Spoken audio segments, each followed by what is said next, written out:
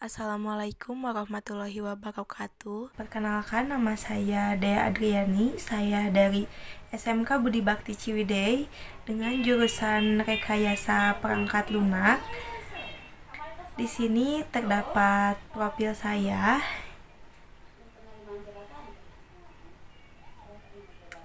Saya memasuki dunia pemrograman dari kelas 10 semenjak saya memasuki SMK Budi Bakti Ciwidey. Lalu di sini terdapat pendidikan saya yaitu SDN Singkup, SMP Negeri 1 Ciwidey, SMK Budi Bakti Ciwidey dengan jurusan Rekayasa Perangkat Lunak atau RPL. Lalu di sini terdapat kontak saya, ada nomor WA, Instagram, dan Facebook saya. Keahlian saya yaitu di bidang Japa. Pengalaman saya prakerin di Bank BJB Marga Asih. Saya mengikuti ekstrakurikuler yaitu basket sebagai ketua 1. Di sini saya akan menjelaskan mengenai aplikasi yang saya buat, yaitu aplikasi kasir restoran berbasis objek yang berjudul KP Bisa Ngopi. Tujuan saya membuat aplikasi ini yaitu untuk mempermudah melakukan order dan transaksi atau pembayaran di sebuah restoran atau Sini yang pertama akan saya jelaskan yaitu mengenai perancangan basis data. Di perancangan basis data ini yang pertama akan saya jelaskan yaitu mengenai ERD atau Entity Relationship Diagram. Yang kedua ada DFD yaitu Data Flow Diagram level 0, level 1, dan level 2.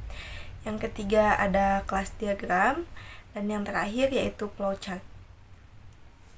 Kita memasuki yang pertama yaitu ada ERD atau Entity Relationship Diagram. Berikut adalah simbol dari ERD. Berikut adalah tampilan ERD yang saya buat. Di sini terdapat 3 derajat kardinal, yaitu ada one to one. One to one adalah relasi dari satu record yang hanya memiliki satu relasi di tabel lainnya. Yang kedua ada derajat kardinal one to many.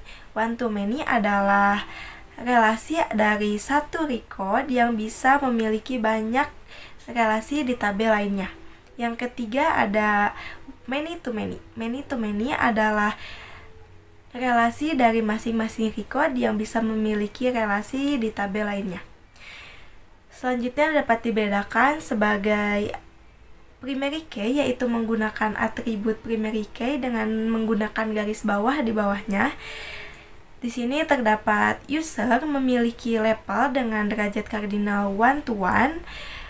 User bisa mengelola order dengan derajat one to many. Lalu order memiliki transaksi dengan derajat kardinal one to many. User mengelola transaksi dengan derajat one to many. Order memiliki detail order dengan derajat kardinal one to one, dan yang terakhir detail order memiliki masakan dengan derajat kardinal many to one. Selanjutnya yang akan saya jelaskan yaitu mengenai DFD atau Data Flow Diagram. Berikut adalah simbol DFD yang saya buat. DFD level 0 yang saya buat di sini memiliki 4 entitas dan 1 proses. Alur data dari entitas superadmin ke proses yaitu bisa masuk ini yaitu login dan lain-lain. Lalu alur data dari proses ke entitas admin yaitu memberikan info. Selanjutnya alur data dari entitas admin ke proses yaitu masuk dan login yang tampil di sana.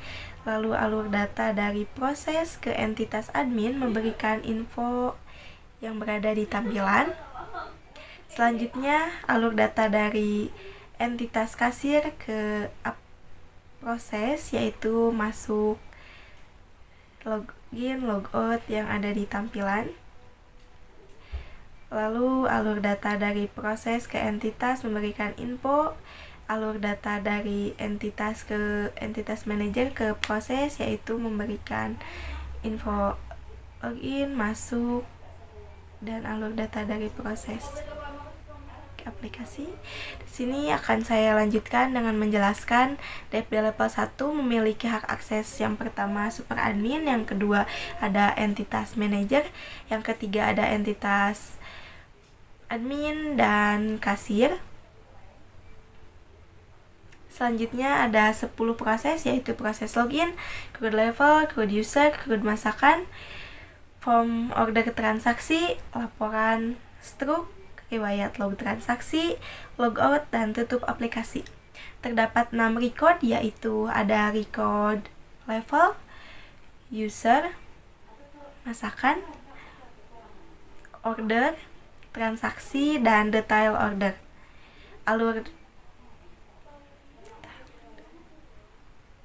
Alur data dari entitas super admin ke proses, begitupun sebaliknya ditandai dengan warna merah. Lalu alur data dari entitas admin ke proses, begitupun sebaliknya ditandai dengan warna biru. Lalu selanjutnya ada alur data dari manajer ke proses, begitupun dengan sebaliknya ditandai dengan warna hijau. Dan alur data yang terakhir yaitu alur data dari entitas kasir ke proses, begitupun sebaliknya ditandai dengan warna kuning. Selanjutnya yang akan saya jelaskan yaitu mengenai DFD level 2, proses login. Terdapat entitas super admin, entitas admin, kasir, dan manajer. Selanjutnya ada create level, memiliki satu entitas yaitu entitas super admin. Data store-nya adalah level, dan ada create user, memiliki dua entitas yaitu entitas super admin dan entitas admin. Data store-nya adalah user. Selanjutnya ada create masakan, memiliki dua entitas yaitu entitas super admin, entitas manager, dan data store-nya adalah masakan. Selanjutnya ada form order transaksi, yaitu memiliki dua entitas, ada entitas super admin dan entitas kasir. Tempat penyimpanannya atau data store-nya yaitu transaksi dan order. Selanjutnya ada laporan, memiliki tiga entitas yaitu entitas super admin, manager, dan kasir. Selanjutnya struk, yaitu terdapat dua entitas super admin dan kasir. Selanjutnya ada riwayat log transaksi. Di sini terdapat 4 entitas yaitu entitas super admin, manager, dan kasir. Lalu ada proses logout, memiliki 4 entitas yaitu entitas super admin, manager, dan kasir. Lalu yang terakhir ada tutup aplikasi, yaitu memiliki 4 entitas yaitu ada super admin, kasir, dan manajer. Yang ketiga yang akan saya jelaskan yaitu mengenai kelas diagram. Ini adalah tampilan kelas diagram, memiliki metode yang diperlukan yaitu simpan data, tampil data, baru, hapus data, set form tabel, update data, set objek, penjelas, cari level, total, set combo, cek user, set ID user, cek ID, pesan, reset, cari, set combo ID order, set combo ID masakan, cari order, dan cari masakan. Di sini terdapat 6 tabel yaitu ada tabel user. Di user memiliki ada ID user sebagai primary key, nama user, password, nama user, ID level sebagai foreign key yang berelasi dengan tabel level. Lalu selanjutnya ada ID level sebagai primary key dan nama level. Yang ketiga ada order, yaitu ada ID order sebagai primary key, nomor meja, tanggal, ID user sebagai foreign key yang berelasi dengan tabel user, keterangan, dan status order. Yang selanjutnya ada tabel transaksi, yaitu di transaksi terdapat ID transaksi sebagai primary key, ID user sebagai foreign key yang berelasi dengan tabel user, lalu ada ID order yang berelasi dengan tabel order, tanggal, dan total. Selanjutnya ada tabel detail order, yaitu ada primary key-nya ID detail order, yang kedua ada ID order sebagai foreign key yang berelasi dengan tabel order, ada ID masakan sebagai foreign key yang berelasi dengan tabel masakan, keterangan, dan status detail order. Yang terakhir ada tabel masakan, yaitu ada ID masakan sebagai primary key, ada nama masakan, harga, status order. Berikut di bawah adalah metode yang diperlukan untuk setiap tabel di tabel user, level, order, transaksi, detail order, dan masakan. Selanjutnya akan saya jelaskan yaitu mengenai flowchart. Berikut adalah simbol flowchart dan selanjutnya adalah flowchart yang saya buat. Di sini dimulai dari log start, akan masuk ke halaman login, lalu kita memasukkan username dan password. Jika password dan username salah, maka kita akan kembali ke halaman login. Jika password dan username benar atau valid, kita akan masuk ke halaman menu utama sesuai dengan hak akses, yaitu jika kita memasukkan hak akses super admin, lalu kita akan bisa masuk ke form yang saya tampilkan. Jika memasuk dengan hak super admin dengan admin, yaitu akan mengakses yang saya tampilkan. Jika masuk dengan manajer akan mengakses yang saya tampilkan. Dan jika memasuki kasir, kita akan mengakses berikut yang saya tampilkan. Jika telah selesai, keempat hak akses bisa melakukan logout atau tutup aplikasi dan finish. Saya akan melanjutkan dengan menjelaskan wireframe yang saya buat. Berikut adalah tampilan wireframe yang saya buat. Di sini terdapat halaman login. Selanjutnya ada dashboard atau dari menu utama super admin.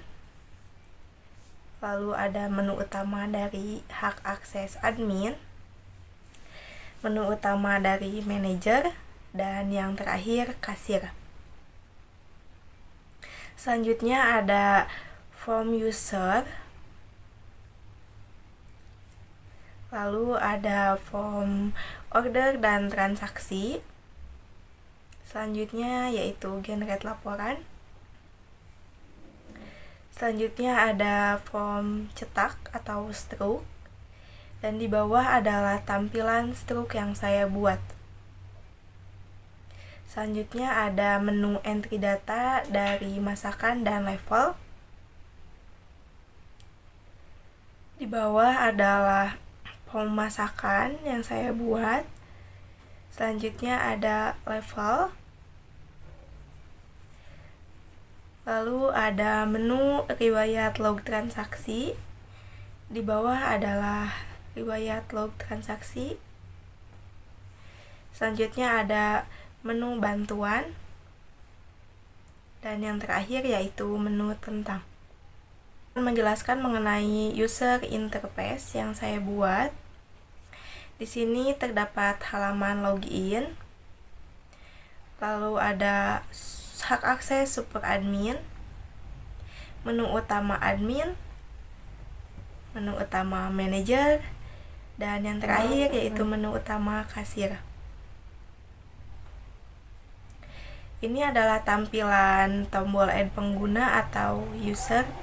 Selanjutnya ada order transaksi, lalu generate laporan, cetak stroke, dan di bawah adalah stroke pembayaran.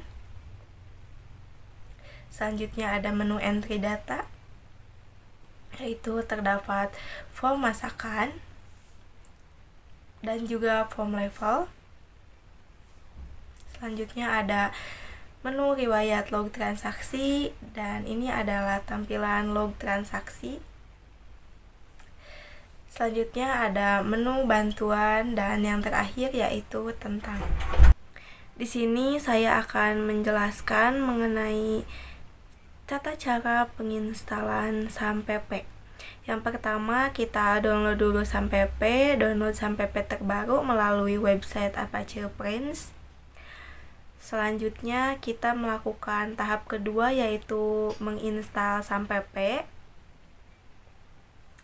kita menginstal SAMPP yang telah kita download tadi, akan ada pesan yang menyatakan apakah Anda yakin akan menginstal SAMPP. Silahkan tekan yes untuk melanjutkan instalasi. Selanjutnya akan muncul notifikasi kedua. Setelah muncul notifikasi kedua, lalu pilih next. Yang ketiga, tampilan selanjutnya akan muncul mengenai komponen dari SAMPP yang ingin dan tidak ingin Anda install. Beberapa pilihan seperti Apache dan PHP adalah bagian penting untuk menjalankan website dan akan otomatis diinstal. Silahkan centang MySQL dan phpMyAdmin. Untuk yang lainnya biarkan saja, lalu pilih next. Berikut silahkan pilih folder tujuan di mana SAMPP ingin Anda install, contohnya direktori C dan SAMPP. Lalu setelah itu pilih next. Selanjutnya pada halaman selanjutnya akan ada pilihan apakah Anda ingin menginstal Binat untuk SAMPP, di mana nantinya akan ada Anda gunakan untuk menginstal WordPress, Drupal, dan lain-lain secara otomatis. Lalu pilih next. Pada langkah ini proses instalasi SAMPP akan dimulai. Tunggu proses instalasi SAMPP sampai selesai. Setelah berhasil diinstal, akan muncul notifikasi untuk langsung menjalankan kontrol panel. Silahkan klik finish.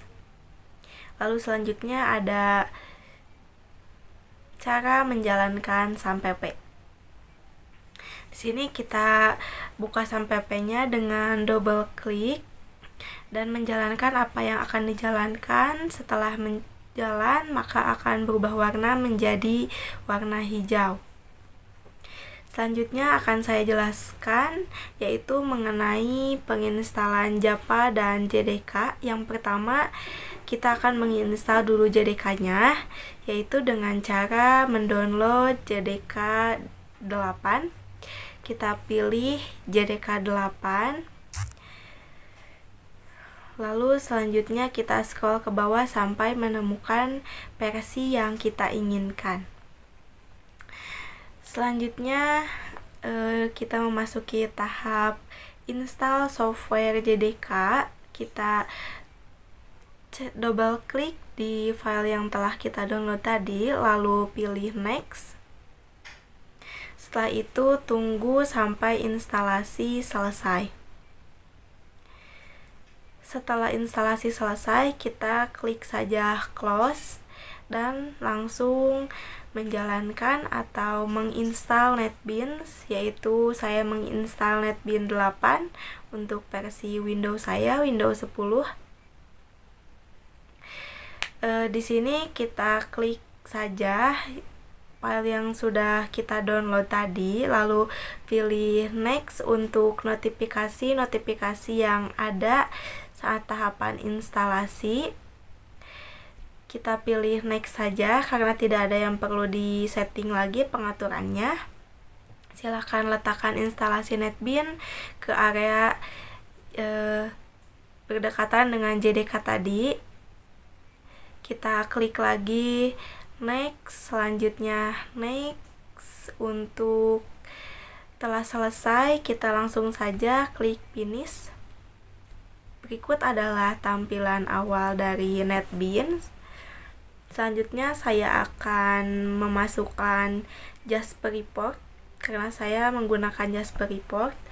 Download terlebih dahulu Jasper Report, lalu ekstrak file yang telah di-download.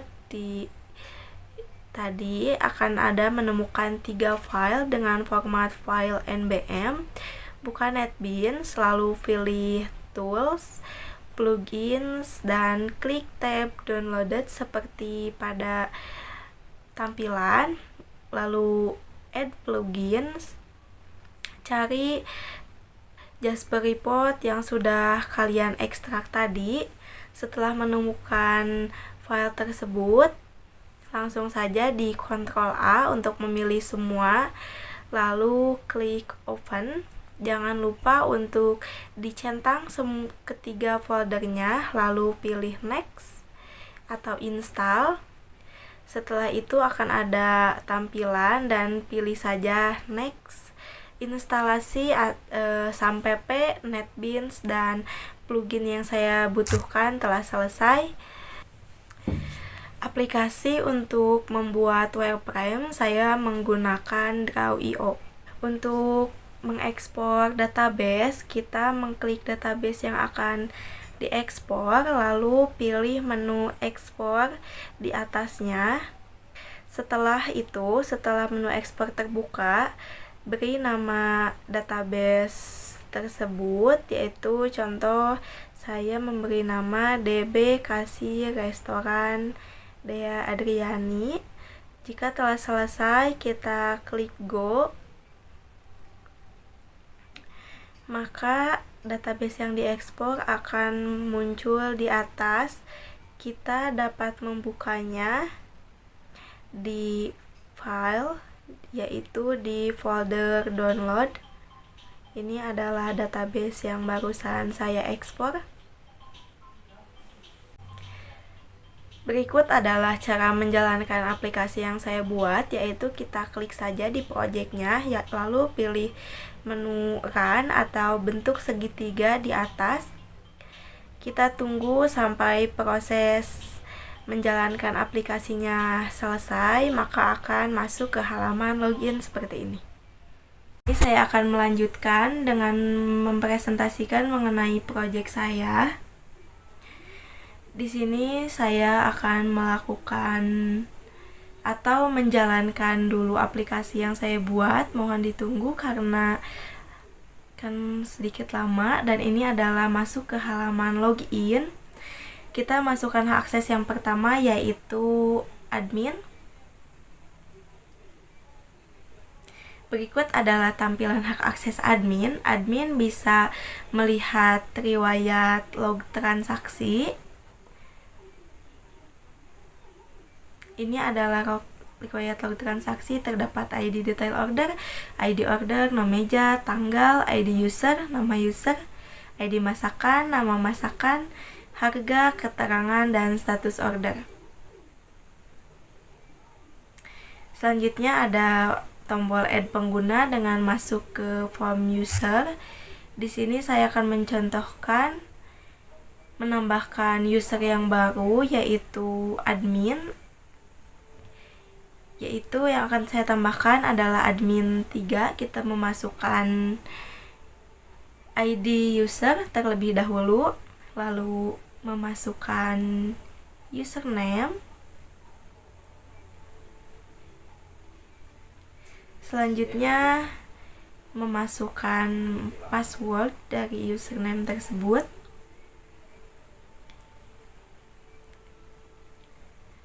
Selanjutnya menambahkan nama user dan memilih ID label.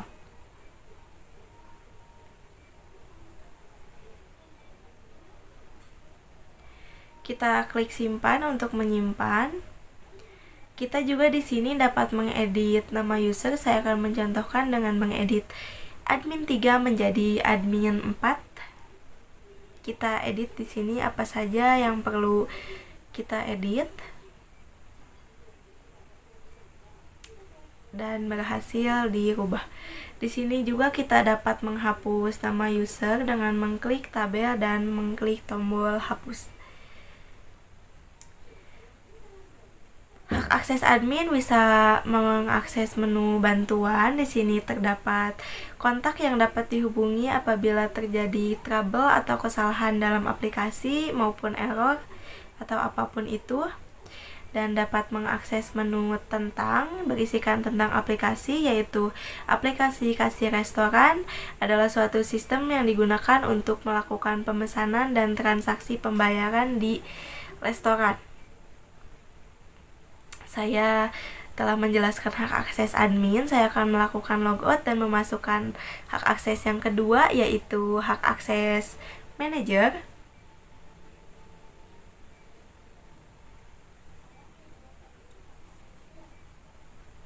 Ini adalah tampilan Hak Akses Manager, bisa mengakses entry data masakan. Di sini dapat menambahkan daftar masakan yang baru. Saya akan mencontohkan dengan menambahkan daftar masakan nasi goreng, dan kita menginput ID masakan, nama masakan, harga, dan status masakan.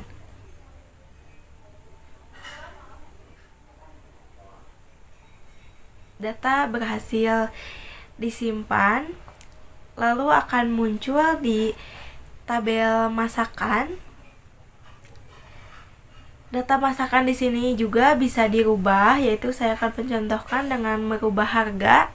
Juga bisa mengedit nama masakan dan status masakan. Jika sudah diedit, maka akan teredit di tabel. Kita juga bisa menghapus data masakan yang sudah tidak ada di restoran tersebut dengan mengklik tabel dan mengklik tombol hapus. Di sini manajer bisa melihat riwayat log transaksi dan bisa melakukan filtering. Di sini saya akan melakukan filtering sesuai dengan nama user kasir. Saya mengetik kasir dan muncul tampilan hak akses kasir semua. Di sini juga bisa melakukan filtering berdasarkan tanggal per hari. Di sini saya akan memasukkan tanggal 7 bulan 2 2023. Muncul di layar yaitu adalah tampilan hari tanggal tersebut. Kita juga bisa mencari atau memfilter sesuai dengan bulan saja, yaitu hanya mencari tanggal dan bulan.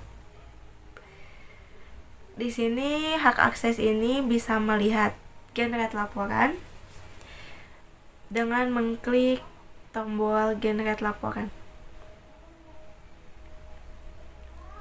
Mohon ditunggu sebentar karena sedang dalam proses penampilan.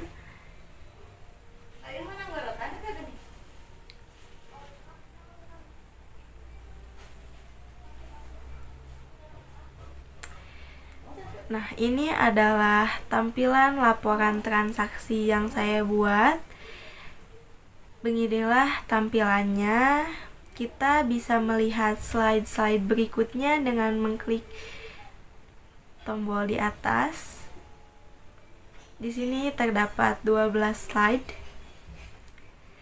Hak akses ini bisa mengakses juga menu bantuan dan tentang yang telah saya jelaskan di hak akses sebelumnya, yaitu hak akses admin. Di sini saya akan melakukan logout dan memasukkan hak akses kasir dan menjalankan tugas kasir.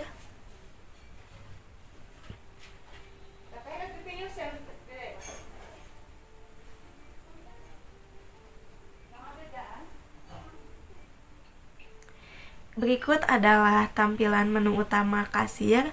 Kasir bisa mengakses riwayat log transaksi yang telah saya jelaskan di hak akses sebelumnya.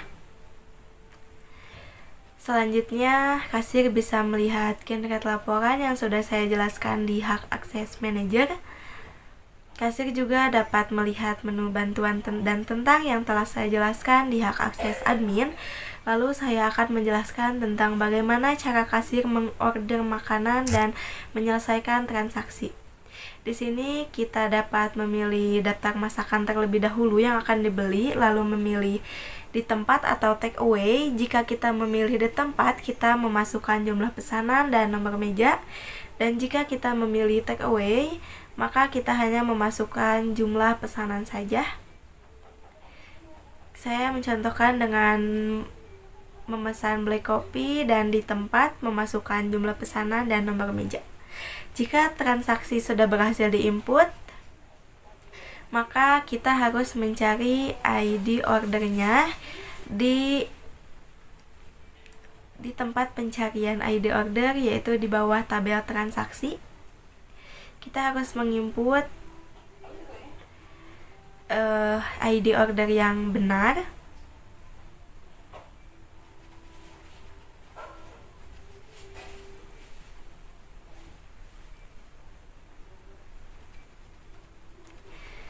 Lalu kita memasukkan jumlah uang yang dibayar. Setelah itu langsung klik tombol bayar dan akan muncul splash seperti di layar dan muncul transaksi berhasil. Lalu kita bisa melakukan reset atau melakukannya langsung logout. Selanjutnya kita cetak struk.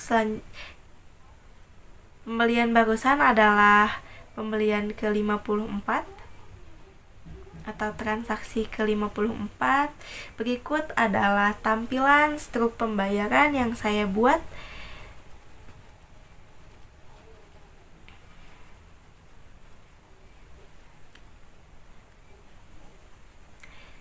Hak akses kasir sudah berhasil saya jelaskan. Saya akan memasukkan hak akses yang terakhir, yaitu tambahan hak akses super admin.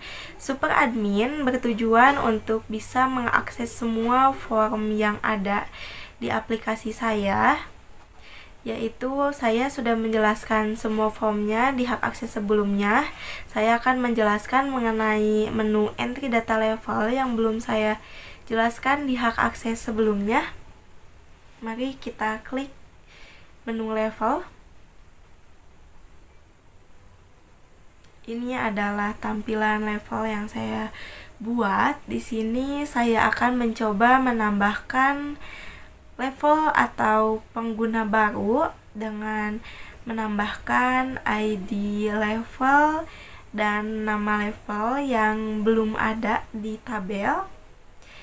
Saya contohkan memasukkan ID level 6 dan nama level admin 2.